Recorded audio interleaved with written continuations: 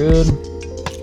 So yeah, I already kind of went over what I'm about to go over, but I had my head strap on, so I had the GoPro strapped to my head, and I looked over the footage, and the view was just way too high. I kind of had it at normal. I should have did super view, so like a lot of stuff got cut out video wise. So I just found a random spot.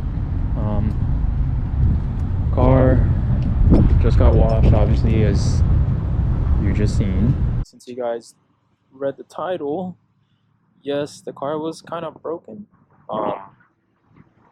Not really in a sense, just normal wear and tear on parts. So basically my clutch master cylinder was on its way out. Prior to going to AVS, literally the day before, I had issues with my clutch. I was basically having pedal loss issues. So basically when the car would sit like overnight, I guess, hopefully it's not too windy, the plunger in the CMC would somehow push itself in, and then I would lose my engagement. It would be at the bottom, and then the rest of the pedal travel would just be like play. So I took it over to Jovenal Autoworks. Shout out to them for doing the repair. It was Jonathan, who's the owner. He did the diagnosis, told me that my plunger was bad. Got an OEM replacement. And since the car was already on the lift, figured, hey, you might as well do my oil change and my coolant change. So he did those, and those are a few things to knock off the list for my track prep in May. I'm going back to Streets of Willow, so I am prepping for that. And then now my new daily wheel setup. So as you can tell, I have Wet Sport TC05s in a 16x7 plus 33, obviously 4x100. I've had these for a few months now. I just recently got them refinished through my boy Carlo. Shout out to him, and shout out to my boy Edwin and his homie Bryant for purchasing these off of Yahoo Auction for me. Not just these, but also the TEs in the back. I'm waiting on decals for these wheels. I went through MRMDecals on Instagram. Hit him up if you guys need decals for your wheels that you can't get them for. He basically does reprints. He actually just sent me a photo of my shipment, or my my envelope. So that got shipped out today, and I'm hopefully going to receive those in the next few days. And then the rears are Volk Racing. I would like to say they're OG T37s because they're older production. They are 16x7 plus 43. Tires are Firestone Firehawk Indy 500s in a 205 50/16. I originally wanted to also get these redone in white, a gloss white, just like the fronts. But when I got these, what is that noise? It's like the light pole or something. I was like, dude, this finish is kind of cool. It's like a gunmetal. You might not be able to catch it on camera, but like in the sun, there's like a bronze finish. There's like a bronze tint to it. And I was like, dude, that's kind of cool. So I kind of I was like, I'll just leave them how they are and don't have to spend money on refinishing them. And like I said, it's just a daily setup, so I'm not too focused on wheels matching and stuff like that. What the heck, man? Already dirty. And I guess I can move on to, I'll go over the car. Basically what I've done, I don't think I've done a video talking about the modifications or changes that I've made, and I haven't really done much footage of the car. Like my last few videos have probably just been my cinematic stuff, quote unquote, like event coverage, you know, or going to a meet and stuff like that.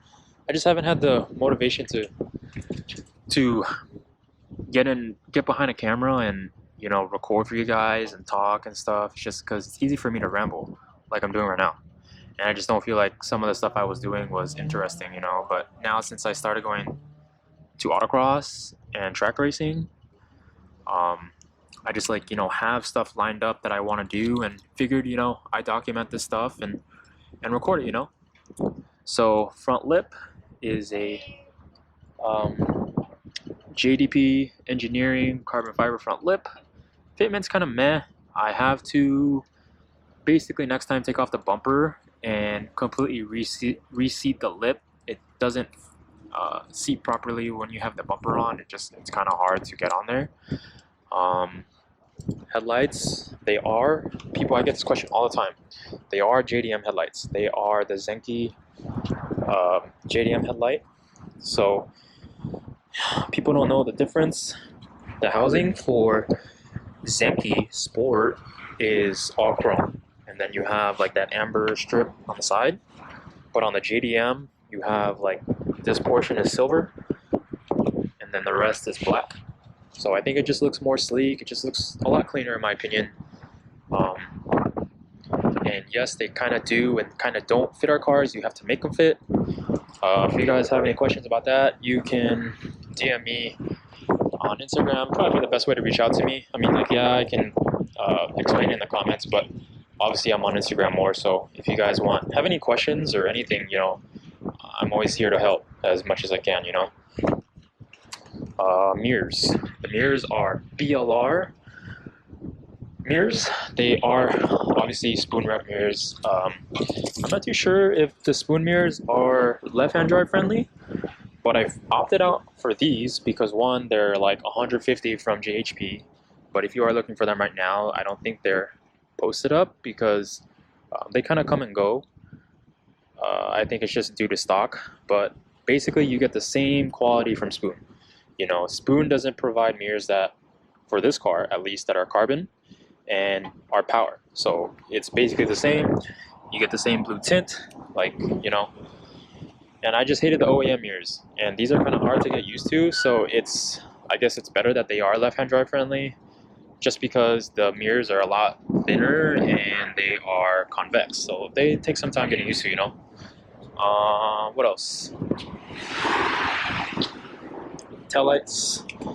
They are JDM RS taillights. They are not the hybrid taillights. So if you guys know the differences or don't know the differences, basically upper and lower portions of the taillights they have a purple tint. Center is all clear. On the hybrids, the upper and middle portion is all clear, and then the lower is a blue tint. And then the wing is a Sabon wing.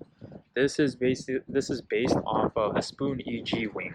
So Spoon never made a duckbill for our cars, and I guess Sabon went ahead and made one for the Fit based off of the EG. This was kind of, I believe, if I'm correct, you're only able to get this through a group buy. So there's probably not many out there. There's probably only 50, maybe even 100, or maybe even less. Who knows? Around. And this took me 2 years to find. So no, it's not for sale. Sorry. Hope for any of you who may be looking for one, there is a company called Mi Garage. I believe they're based in Indonesia. They kind of make one, but it kind of flares up a little too much in my opinion, and it just doesn't look as good. But that's also another option for you guys if you are looking for a duckbill style wing that's not JDP. And what else? Visors, OEM visors, of course. I did a rear bumper cut. I kind of cut off, not kind of, but I did. I cut off the fake diffuser that the bumper comes with. What else? We can go over engine mods. Not much, but you know, if you guys are interested in that, and I said I would, you know, show everything. So let me pop open the hood. So intake, PRM intake. Got a little Spoon sock, headband, reservoir cover, Spoon radiator cap. Exhaust is a Apexy N1, very similar to the HKS High Power. It's just a little bit shorter. It kind of sits under the bumper, but the tip is longer. But I think the Apexy was specifically made for the JDM cars, so I think that's why the exhaust is shorter. But it basically looks the same, sounds the same. I did the resonator delete because you know, when you do an axle back on these cars, it's still kind of quiet. It does, you know, bring a tone out, but it's not that loud. So I did a resonator delete also through Jovenal Autoworks. So like I said, if you guys need any work done, stuff you can't do, don't know how to do, or don't have the time, you know, and rather would have a professional do it, hit them up. Good guys. I'll plug them in the description also. And shout out to Eric. Eric is the one who sold me the exhaust and the intake.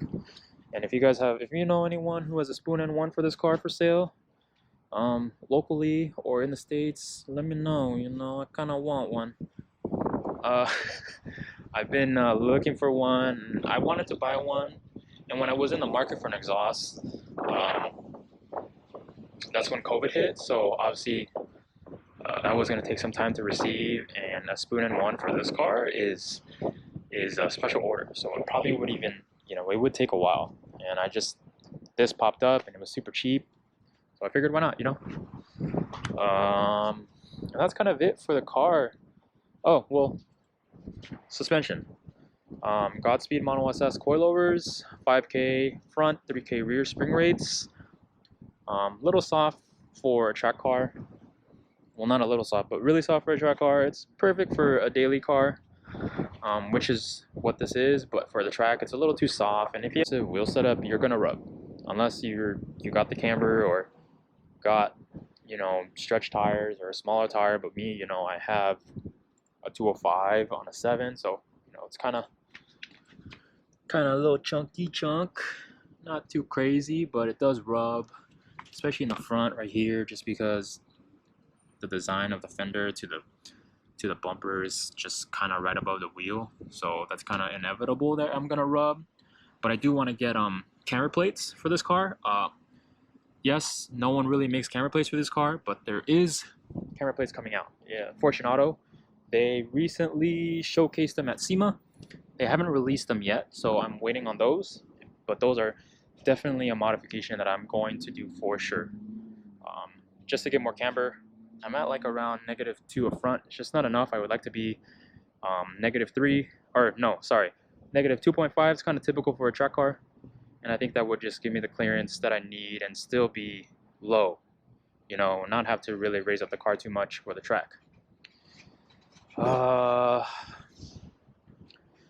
do want to upgrade the spring rates to something stiffer, so getting, you know, like Swift springs, bumping the fronts like maybe 2K up, like to a 7K, and then the rears either matching it or bumping up 5K, just to kind of keep the car still comfortable, but also, you know, just have less compression in general.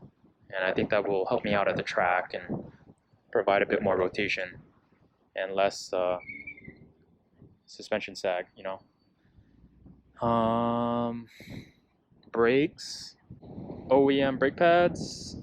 I was running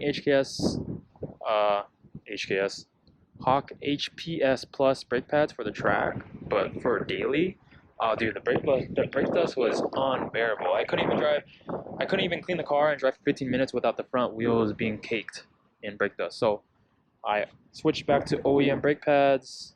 The rotors are Rock Auto centric blanks. From what I was told, they're basically the same quality from StopTech.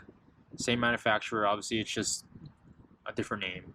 So if you guys are looking for cheap rotors, I definitely suggest you go look for these on Rock Auto. Super cheap. I think it was like 40 or 50 bucks for front rotors.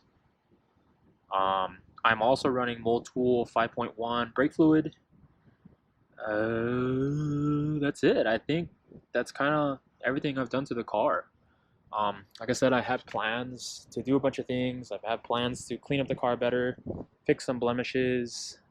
When I was running my 17-inch CE28s, I had bought RT660s when I went to the track, and I jacked up my rear quarters.